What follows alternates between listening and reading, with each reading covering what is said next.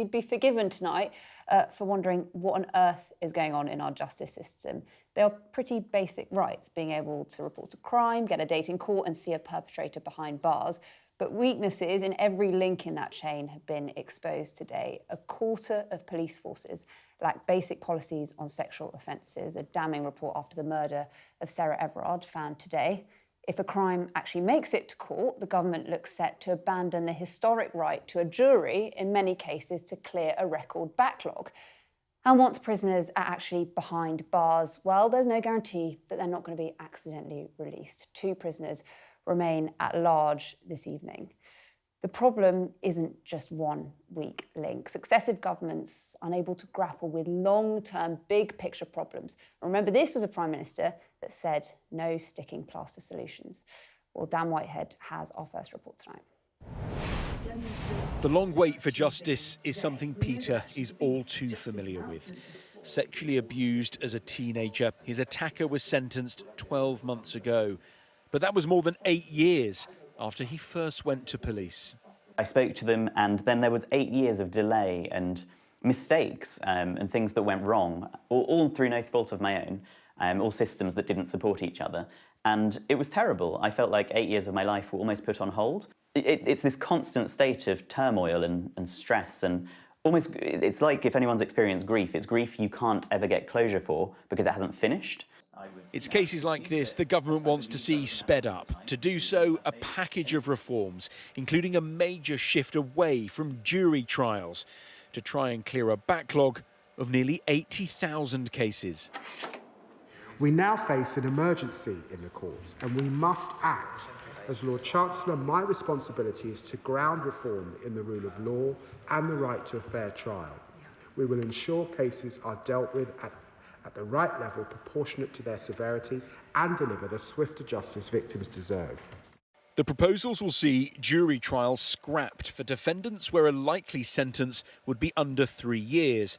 The most serious indictable cases, including rape, murder and terrorism, will continue with juries. In so-called either-way cases, defendants will lose the right to choose to be tried by jury. Instead, judges and magistrates will make that decision. Courts will also have more sitting days, so they're open for longer, with a £550 million package to support victims. There'll be more powers too for magistrates' courts. The Crown Court here in Bristol, where the backlog is much worse, is around 500 metres over there. To tackle the problem, the Justice Secretary is going to give the magistrates down here the power to hand out even longer sentences, from the current 12 months to up to 2 years. But there are concerns and critics who feel reducing jury trials won't solve the problem. There's no evidence that removing jury trials will actually reduce the backlog. There's plenty of evidence that improving efficiencies in the court system by investing in it properly and removing cases from the backlog that should not be there will reduce it. We'd rather see those steps taken first than making such a constitutional change. Worries too that judges could face intimidation. Judges would be susceptible to a certain degree of subliminal pressure from the areas in which they sit. They would be recognised, they would be known, they would be subject to potential abuse in a very divided society that we live in. And in fact, juries are not subject to that. All these changes come as the Justice Secretary admits another 12 prisoners have been mistakenly released in the last 3 weeks. As court cases are sped up, that could shift pressure onto a prison system already at breaking point. Dan Whitehead, Sky News, in Bristol. Well, Lord Chief Justice Sir Brian Leveson, I'm sure a name you remember from the Leveson inquiry, is a retired senior judge who has been asked by the government to come up with proposals to tackle the record courts backlog. I sat down with him a little earlier, and I started by asking him how cutting some jury trials would affect that backlog.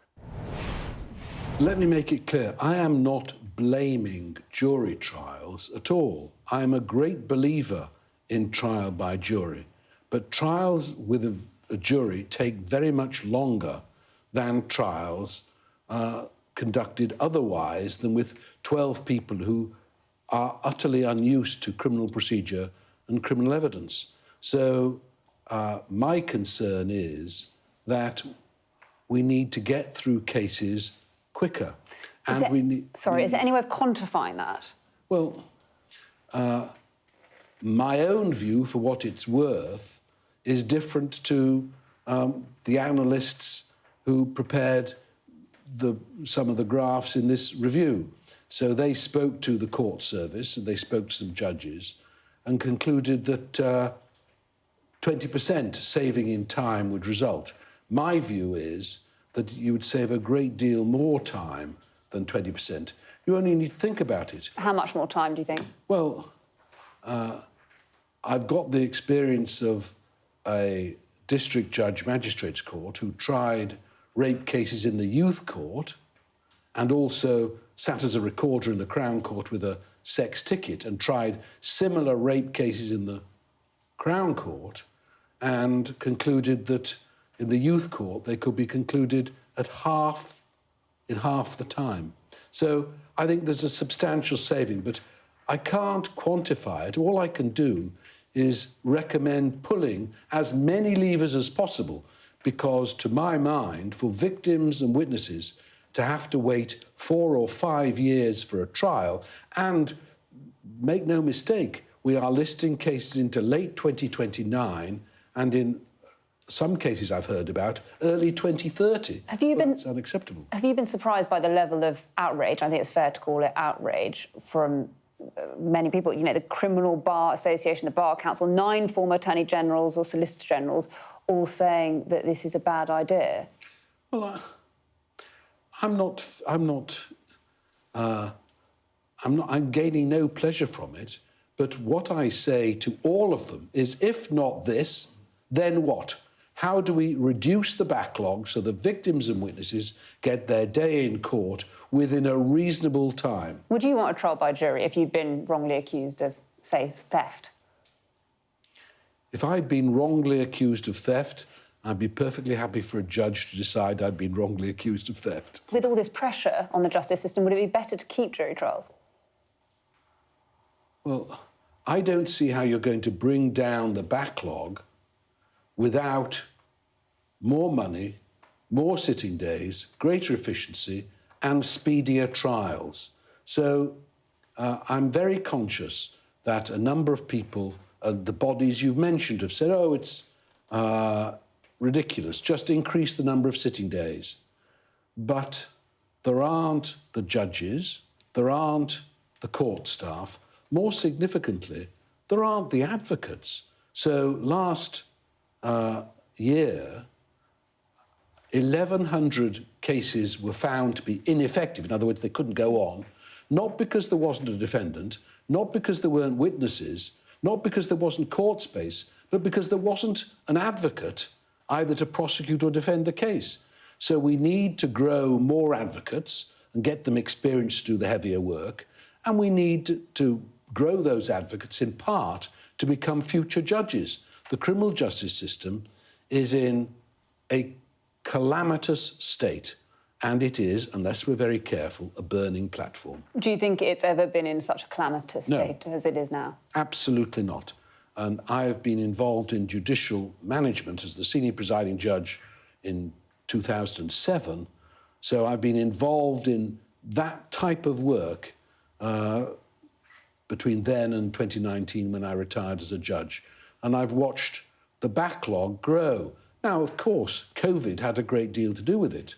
And there are other causes for the enormous delays that there are now in trials. But those delays are real, and they're not going to get better. So you might have thought that in the last year, when everybody knew I was thinking about this, I've made no secret about my concerns and about how I couldn't see a way through other than this, that everybody would be pulling every stop to improve efficiency and to deal with cases so as to bring the backlog down. In fact, the backlog has increased in the last year above the higher projection in my review. So our situation is getting worse, not better. Well, as you can see, we are joined by our panel for this evening, Keir Starmer's former political director, Luke Sullivan, and broadcaster and journalist, Daisy McAndrew. Thank you both so much. I mean, there's so much to cover today. Let's talk first about that interview with Brian Leveson and the decision to potentially scrap some jury trials. I mean, is this just a reality of government, Luke? You have to make these sorts of bold decisions? I think, sadly, it is. Lord Leveson, I think, set out what the problem is. And I think, understandably, there will be a lot of people uneasy about scrapping or reducing some jury trial. But I think, as Lord Leveson set out quite clearly there, and as we saw David Lammy in the House of Commons earlier say, if not this, what is your solution? Because I think there's a number of stories we're going to discuss, and there's a thread running through them, which is the criminal justice system is not working. And there's a whole host of reasons for that, but it needs drastic reform. Otherwise, we're really in risk of what is the cornerstone of law and order collapsing or falling further into disrepair. Yeah, I guess, jury trials have been a cornerstone of law and order though, haven't they? Well, 800 years since the Magna Carta, as Robert Jenrick keeps reminding us. And instinctively, I'm uneasy, I think, as most people will be, at the thought of people not getting access to the 12 good men and women true and all that. But equally, and I have been, I'm sure we've all been a victim of crime, if next time, touch wood, not too soon, that I'm the victim of crime, the thought that I won't get justice for 4, 5, 6 years, which is what a lot of people are facing at the moment, as in that's how long, even if the police find who did it, charge them, all the rest of it, that they wouldn't face a trial for that length of time, is making a bad situation much, much worse. So I think people will understand something needs to be done. But of course it's difficult for David Lammy because people are throwing the quotes back in his face where he said jury systems do prevent bias within sentencing, and they do stop people being, particularly whether it's racism or similar to other types of bias. So that's being thrown back in his face now. But you know Keir Starmer well. I mean, were you quite surprised by some of these decisions? He's obviously, a lawyer. He obviously understands the system. He does. I mean, my sense with this is I think Lord Leveson has done a very, very serious piece of work and has come forward with some recommendations and suggestions. We should say, the government haven't taken on board all of those recommendations. No, they haven't. And there was a leak, I think, about this time last week, which was suggesting that they were going to cut the bar at 5 years and under, and they've gone for 3 years. I think when I heard David Lammy's statement in the House, he gave a good argument for why they are doing this. I think the question I would ask, and I think probably viewers are asking, is at the moment the trajectory is we're at 80,000 people in the queue. They're saying it would be 100,000 without this intervention. What do they think is going to happen in terms of getting the system back to how it should be? And the other problem is, of course, if you're putting many, many more cases, giving them to magistrates or giving them to barristers acting as judges on their own, well, then you need more magistrates and you need more court time. And we've got many, many fewer magistrates than we used to have. We've got 7% fewer judges than we used to have. So how are people going to distribute this new extra workload if you really are going to get rid of that backlog? And the other extraordinary story today is that you have 2 more wrongly released prisoners at large still this evening, I think. Yeah. I mean, that is something that is going to cut through, isn't it? It is, and I think the last time I was on here, we had a similar question. I think, it goes to my point just before, which was there's a thread that runs through that the criminal justice system, both the courts and the prisons, are both under this huge strain. And I think, look, it's very serious whenever anybody is released incorrectly. That has happened here again. I think what the Conservatives have done very successfully. Lammy put in a checklist to stop that. He has, and I think part of the issue here, and I heard David Lammy this morning doing the morning round, and he was explaining it's still a paper-based system. Yeah. From the 1980s. This is crazy. I've got a friend who used to be a management consultant and is now a prison warden in Wandsworth, where a lot of these guys have been. And she, for it is a she, the stories she tells about the chaos, and because she's somebody who has managed organisations in the past. She just says it's beyond belief how badly run it is, and the fact it's run on paper. And she says it's amazing more prisoners aren't let out wrongly at the moment. And of course, the reason for all these problems is lack of money, and the reason that DOJ and prisons don't get much money is because nobody cares. No. There aren't any votes in it. If you say, let's improve the prisons, nobody's going to be rushing to the ballot box to vote for that. You have to have brave politicians that do things not just for a cheap vote, but do things to actually solve big problems. Thank you both. There is so much to talk about. We will come back to you on this, but let's bring in the interview that I did a little earlier with the Justice Minister, Sarah Sackman. Sarah Sackman, thanks so much for talking to us. David Lammy said not so long ago that jury trials are the success story of our justice system. Was he wrong? Jury trials are a success story, and indeed they are a cornerstone of British justice and will remain so after today's plans. What's not such a success story is the fact that we inherited record and rising backlogs in our courts. Today the number starts at 80,000 cases and it's on the rise, due to hit 100,000 by 2028. What does that mean? Behind each and every one of those cases, there's an individual story. There's a victim waiting for their case to be heard. Right now in London, if a victim reports their crime, they're being told that that crime might not be tried until 2030. So justice isn't being served because witnesses are pulling out of the process, victims are pulling out. And so what we're doing today is to propose a set of reforms that will restore confidence in our justice system, get those delays down, and indeed preserve jury trial for the most serious cases. You're basically saying, it's about fast justice rather than the best justice, good justice. It's both. We've got to guarantee a fair trial, and timeliness is an essential ingredient of fairness. A success story.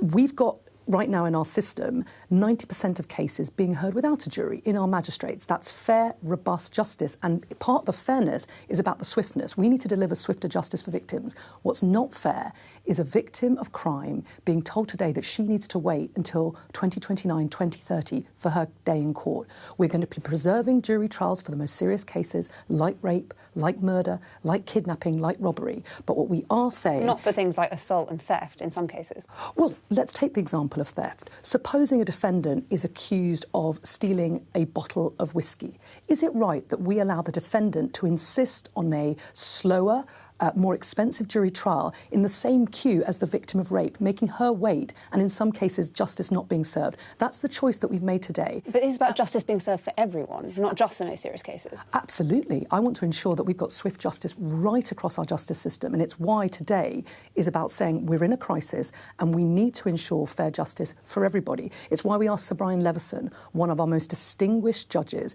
to propose a set of recommendations to collect the evidence, and today we're acting on those recommendations. It just feels like, you're getting rid of a historic pillar of our justice system just to speed things up. It feels like, you're kind of sort of pulling the easiest lever. You said this was a government that was not about sticking plaster solutions. What we're doing is making some important but actually modest changes about where you draw the line. So any case that's what's called indictable only... It's not going to be for those victims. This is actually all about victims. So today, as well as the changes, the reforms that Brian Leveson told us were needed and which we're acting on, we're also investing in the system for victims, a package of over £500 million for victim services to support them and keep them engaged in the justice system. This is about swifter justice for victims. It's about fixing the system and delivering for the British public. You say it's about swifter justice. Can you quantify the impact that this will have on the backlog? It's a really good question. So, as I said, we've inherited these record rising backlog. The delays are getting worse and worse.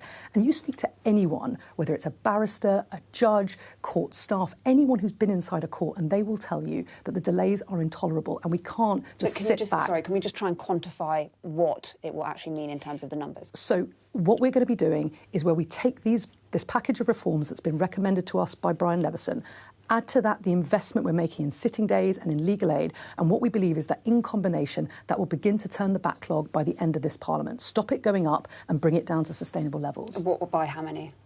Well, we've got to have a system that is sustainable. We don't have these sorts of delays. It sounds like you don't really have the numbers. Oh, we absolutely do have the numbers. What I'm saying is that we have a mountain to climb, and that's why the radical action plan that we're setting out today is so desperately needed. David Lammy also said criminal trials without juries are a bad idea. You won't fix a backlog with trials that are widely perceived as unfair. Why is that no longer the case? We need to deliver fairness right across our criminal justice system.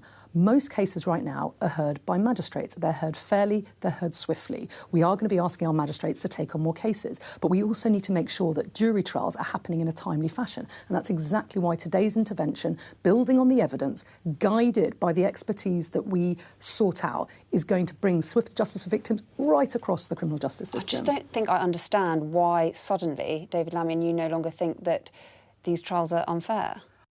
Well, we think that jury trials are fair. We think that the trials that we get in a magistrate's court, where you might be heard by a district judge or a magistrate, are also fair. The thing that's changed since David Lammy made those comments, where he's right about a jury trial and the importance of it, it's why we're keeping it as an essential part of the system. But the thing that's changed is that when he said that, we weren't in a backlog of 80,000 cases with some victims waiting years for their day in court and pulling out the process. We'll be hearing more from the Minister later about how the authorities are tackling violence against women and girls. And those troubles in the justice system will also no doubt feature in tomorrow's papers. We'll have our extended press preview from 10:30 this evening with tonight's news and tomorrow's headlines. Joining us will be the political commentator Adam Bolton and journalist and broadcaster Sonia Soda. You're watching the Politics Hub. Coming up, the damning report warning that women's lives are still at risk despite failings identified following the murder of Sarah Everard.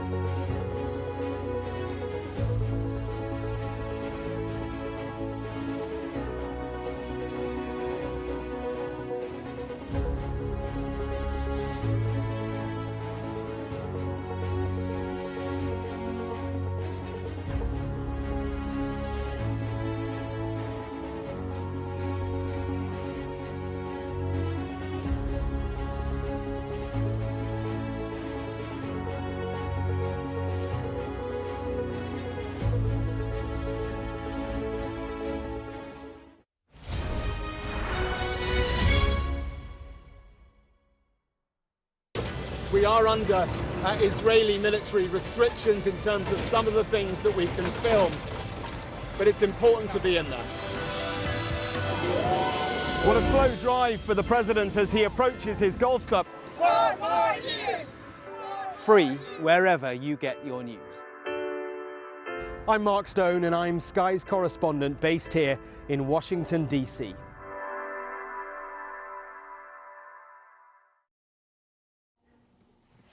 Now, a report commissioned following the death of Sarah Everard has warned not enough is being done to identify sex predators in the community. The latest phase of the Angelini report looked at how to stop sexually motivated crimes against women in public spaces. Sky's North of England correspondent Katie Barnfield reports.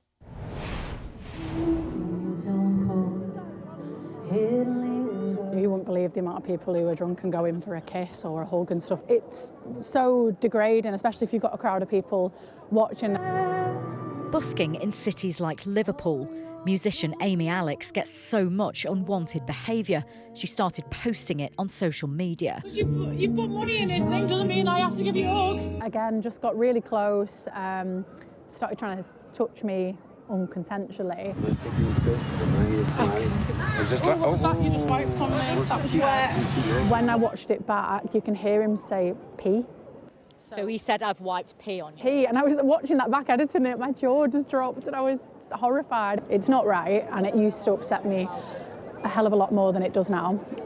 When I was 21, 22, 23, when I started doing this, I used to go home in tears. It's been 4 years since Sarah Everard's murder and the outpouring of anger it caused about women's safety in public places. Her mother, Susan, said the brutality of her death still haunts her family, saying, "When I think of her, I can't get past the horror of her last hours. I'm still tormented by the thought of what she endured."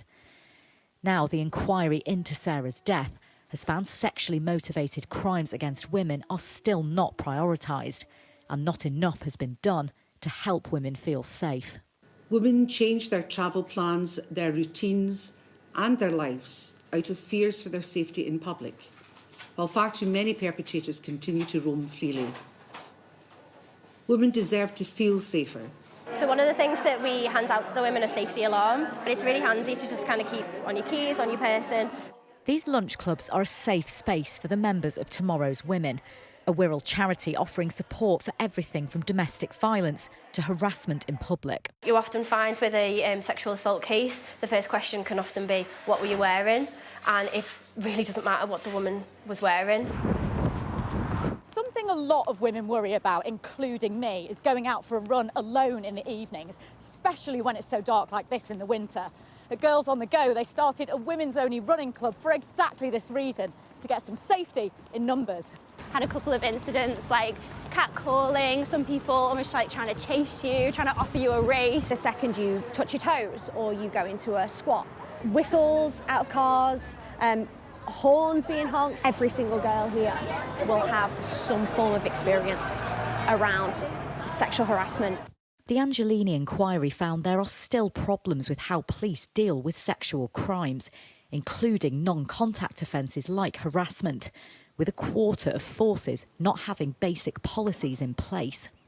We are told frequently by women and girls, and in this report, that they are likely to change their behaviour in order to feel safe. For too long, this has been seen as inevitable. It is not. And we agree that our focus must be on the relentless pursuit of perpetrators and in spotting patterns of offending. Years on from Sarah Everard's death, for many women, the fear remains. And there may still be a long way to go before they can trust that anything has really changed. Katie Barnfield, Sky News, Merseyside. You're watching the Politics Hub. Coming up, we're going to be discussing all of that with our panel, Daisy McAndrew and Luke Sullivan. And here again from the Justice Minister, Sarah Sackman. Stay tuned.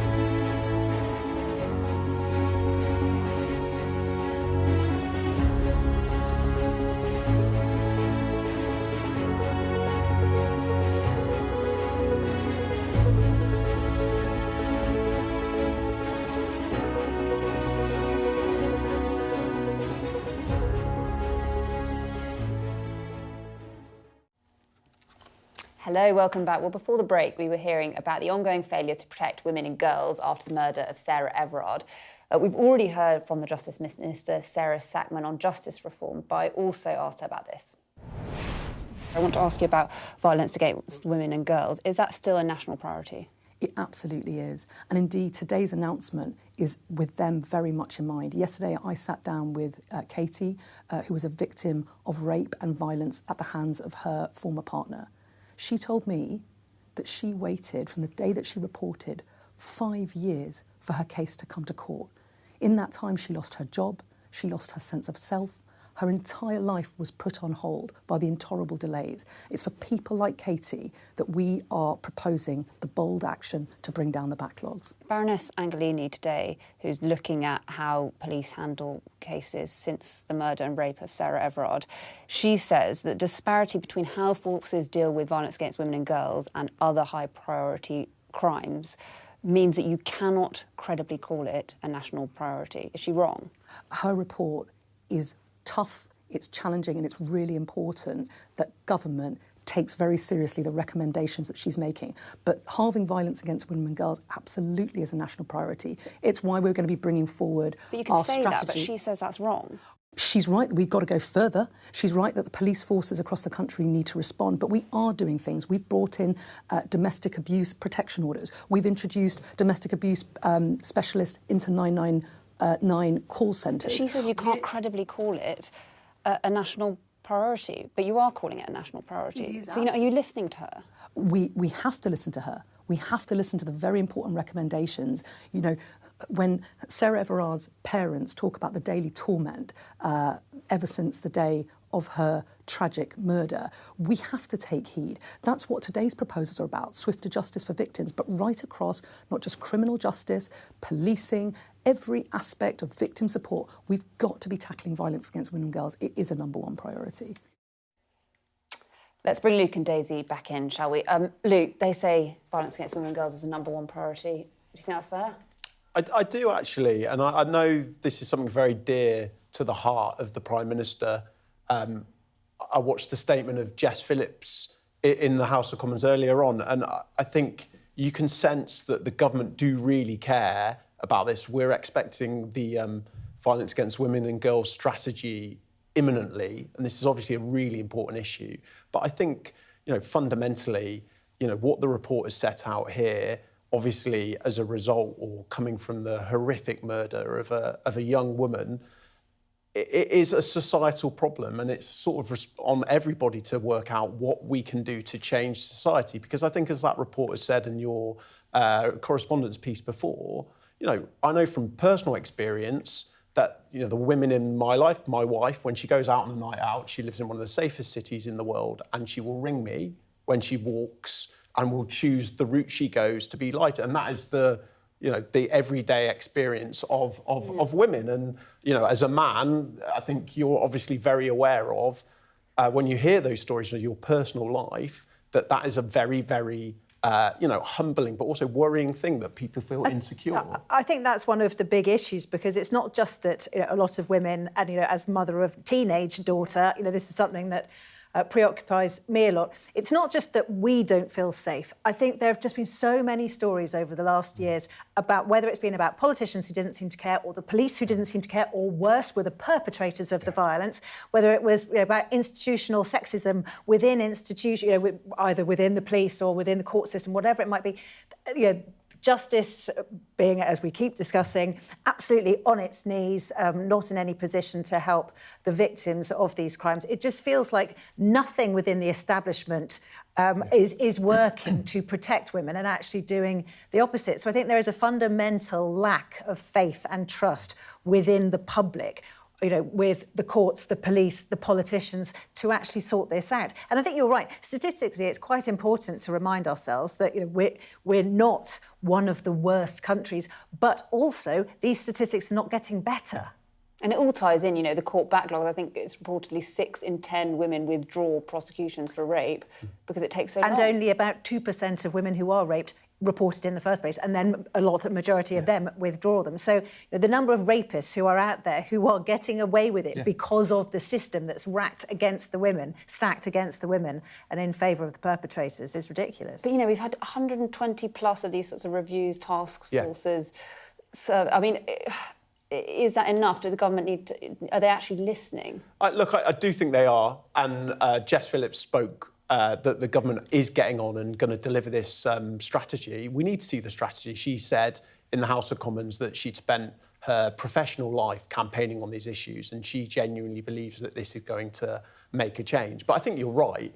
It's obviously an incredible report, but if it sits on a shelf and it doesn't change behaviour, that people aren't held to account in positions of authority, ultimately a lot of these things are about men in positions of power, not taking certain issues, seriously and acting to make this a safe society for everybody to feel like they can, walk about and go about their business without fear of, being sort of whistled or, worse, what happened in the horrendous case where somebody in the ultimate position of power, a police officer, did what they did. I think there have been some quite helpful societal changes in that things like flashing and upskirting and these sorts of issues that didn't used to be taken seriously. There has been a bit of a shift change, and we did, particularly after Sarah Everard, we the public, beginning to understand that actually those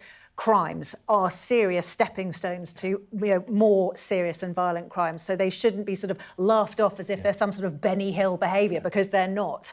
So I do think there has been some shifts, but not nearly enough. OK, thank you both. We'll come back to you very shortly. Still to come on the Politics Hub.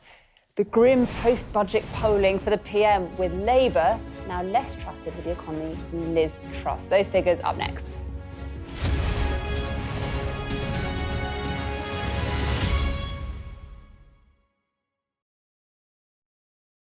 The best thing about being a Sky News journalist... Hi, darling. Beth Rigby, Sky News. ...is being a Sky News journalist. You said to people, I'm not coming back for more, but you have come back for more. Well, let's kick off and make a statement. What can our Prime Minister say to you to not impose tariffs? He's coming out! What more do you need? Mr. Trump, James Matthews from Sky News. Hey, James. I'm James Matthews, and I'm Sky's US correspondent, based here in Washington, D.C. Mr. President, what will you say next to Benjamin Netanyahu? In June 2009, did you stay at the apartment in Manhattan of Jeffrey Epstein?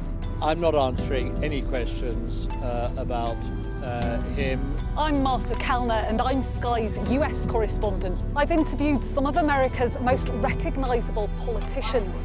Should the Defence Secretary and the Vice... Wait, what country are you from? The UK. Okay, we don't give a crap about your opinion and your reporting. Mr Walker, you're anti-abortion, but two women say that you paid for their abortions. Are you a hypocrite, sir? Connor, what did you say to the President? What did you say? We had a great meeting. He was a great man. I'm David Blevins, one of Sky's US correspondents based in Washington, D.C. David Blevins from Sky News. Fire chiefs say that they're really stretched to the limit and running out of water. What have you got to say to that? I've witnessed the remarkable passion for politics here. Why only in America? Why is this American exceptionalism? I just want to understand why you do not think that guns are the problem. Why is this just an American problem? The anger too, and the division. Where are you from? From Sky News, UK. Yeah. Back up. Mr Navarro, can you I'm allowed to ask questions, aren't I? I'm Mark Stone, and I'm Sky's US correspondent based here in Washington, D.C.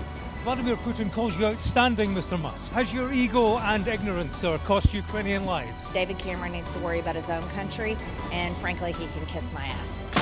Mr. Patel, did you endanger public safety when you said the killer was in custody? Free wherever you get your news. What words do you have for Harry Dunn's family today? Have a nice day. Do you fear a fourth indictment?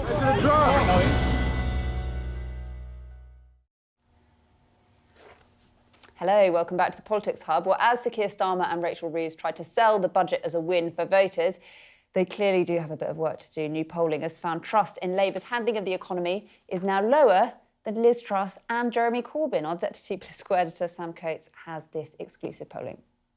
The budget fallout continues. The question everyone's been asking of Rachel Reeves, can you trust me? Well, now we've got the answer with the help of YouGov. And here's the question we've been asking for the last couple of days. Did the Chancellor exaggerate the bad economic news in order to put up taxes? Here's the public verdict. 37% thought she presented an overly negative view of the economy in the run-up to the budget. That's almost twice the percentage that thought she was broadly honest. 13% thought she was overly positive. We always exclude the don't knows, but that's not the backdrop to the budget that she would want to see. So let's look at the individual tax and spend measures last week and how they have gone down now the dust has settled a little bit. Now, the green is people who agree with measures. The red is those who don't. And you can see from the main spending measures, actually the public pretty much like them. Fuel duty freeze, business rate cuts, energy bill cuts. But arguably the totemic measure in the budget is this one, the two-child benefit cap, 58% don't like it. Now let's look at the tax measures, and some, like the gambling tax, well, that's pretty popular. But the massive measures in the budget are really quite unpopular. Freezing income tax threshold, the electric vehicle tax, and changes to pensions for people in work. You can see all that red there, not happy at all. So where has this left Keir Starmer and the Labour Party and its economic reputation? Well, you can see here, this red line is people that think that Labour are the best placed party to manage the economy. And you can see after Keir Starmer became Labour, broadly speaking, did a good job. It became the top party. It overtook the Conservatives in late 2022. But here's the thing. Look at this line here. That's when Labour was elected. And look at the sharp drop almost immediately. And here, this is the latest data point. Let me just come around. It's actually dropped lower here than at any point since either Jeremy Corbyn was leader or lower than the Tories had when Liz Truss did her mini budget. Again, fairly disastrous here on 10%. Now, let's look at some other budget measures. Here we go. This is the proportion of people that think this budget will make the country better off. That's just 8%. 29%, not much difference, but a whopping 52% think that this budget will make the country worse off. And then there's the question of trust. Do people think it breaches the manifesto? 57% think that it does, compared to just 13% that it doesn't. None of these results from YouGov are the kind of things that Rachel Reeves wants to see as she's trying to reset the public finance and restore the public's trust in her as Chancellor. Right, Luke and Daisy are still with me. I think these polls, you just sort of watch them and you think they can't possibly get any worse. Daisy, what do you think of this? Well, I'm glad you came to me because presumably Luke's kind of wiping away the tears at the moment. I mean, we did know, although, yes, the Labour government has a huge majority, it is built on sand. We know that. It wasn't that people thought, we can't wait to vote in this Labour government. It was, we can't think of anyone that we want less, anyone that we want more. So they were sort of best of a bad bunch. So it's not altogether surprising, even though this government hasn't been around very long, that their popularity has plummeted. However, to be worse than Corbyn or Truss after a budget, I mean, the budget was an absolute mess. We know that in the run-ups. I mean, just very anecdotally, nowhere near as scientific as Sam's, but I was in the post office queue the other budget day that afternoon, and people in the queue were moaning and cussing about the budget and saying how useless Rachel Reeves was. Now, that is anecdotal, but that is very unusual. Most people don't even notice a budget. Luke, do these polls bring a tear to your eye? I mean, look, I'm Labour through and through, and I think nobody... Do you think it's unfair? Do you think he's being unfairly judged? Look, it doesn't matter whether, I think they're being unfairly judged, and I think they won't think that either. Ultimately, the polls are not in a good place. I could do the typical Labour politician thing that will go and say, the only poll that matters is the one on general election day. I think the key thing for this government has got to be that, actually, I don't think there's any surprise in there for them. I think they are in a very difficult place politically, but they have some positives, and the big positive for them is that the general election is still... What about the two-child rule being so popular? Well, I don't think that's actually... For anybody who was watching Sky News or were listening to the Sam and Anne podcast, I think YouGov did some polling in the week before, and it tested a number of propositions on two-child benefit. I don't think That will come as a surprise to the government. What we did see on Monday, which I thought was refreshing from a Labour point of view, was the Prime Minister actually gave quite an upbeat, I thought quite defiant speech, arguing why he took the decisions he took with Rachel in the budget. And he gave a good argument for why he believes it's the right thing to do the two-child benefit. The problem with the general picture, though, is that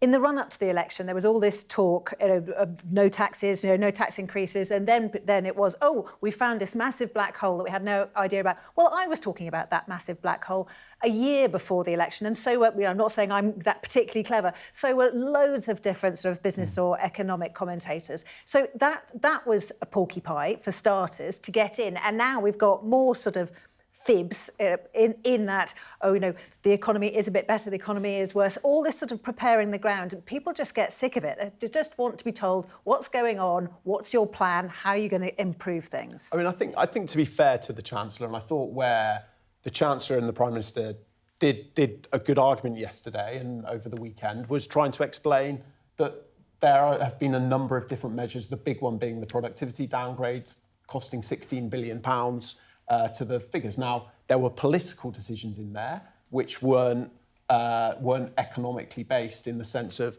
changes that the OBR had made. But I think they had a good... Now, before we lose you, I just want to play. We've got a little clip with someone called David Miles, who I don't think, not many people will have heard of. He is very senior at the OBR, the Office for Budget Responsibility, and obviously the relationship between the Office for Budget Responsibility and the government has been under scrutiny. But here's what we had to say this morning about the resignation of their chair, Richard Hughes. From Sky News, your reaction to the resignation of Richard Hughes. Did he do the honourable thing? Some people might not have resigned, but Richard is an honourable man. He's a man of integrity, and that's why he decided to go. Well, Richard Hughes, he's resigned after the budget came out early. He says it was the honourable decision. But look, the relationship between the government and the OBR is a pretty interesting one at the moment, isn't it? Yeah, I mean, I think, frankly, it's a really important relationship, but I think it's been too interesting in the sense of the run-up to the budget and the last 5 days. It's interesting to nerdy people like us. It shouldn't be leading the news headlines, in my personal opinion. But it sort of matters, doesn't it? Because they're meant to set the parameters within which a government can work. Well, exactly. And Rachel Reeves made a big deal in the election about how she was going to give the OBR even more sort of power and independence, rather like Gordon Brown with the Bank of England. And then suddenly, when they started saying things that the Treasury didn't like, suddenly the OBR was finding itself at the receiving end of various leaks. Well, that's, as you said, that sort of thing really shouldn't be going on. And yes, he resigned specifically or officially because the OBR had released the budget before Rachel Reeves had stood up. But we all know that the truth is there was a lot of other sort of skullduggery going on. There were leaks against the OBR. I suspect he didn't have the confidence of the Treasury, which he should have had because by all intents and purposes, he was good at his job. So it had been politicised. And briefly, Rachel...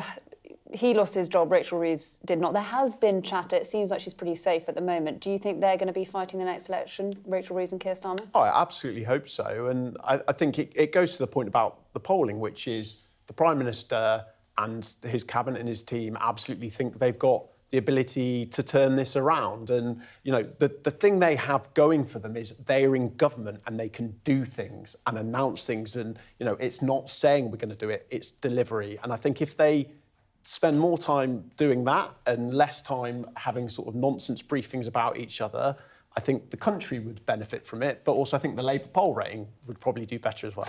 Thank you both, Daisy and Luke. What a lovely panel we've had this evening. That is it from us tonight. I will see you back tomorrow at 7 o'clock. Up next, it is UK Tonight with Jane Secker.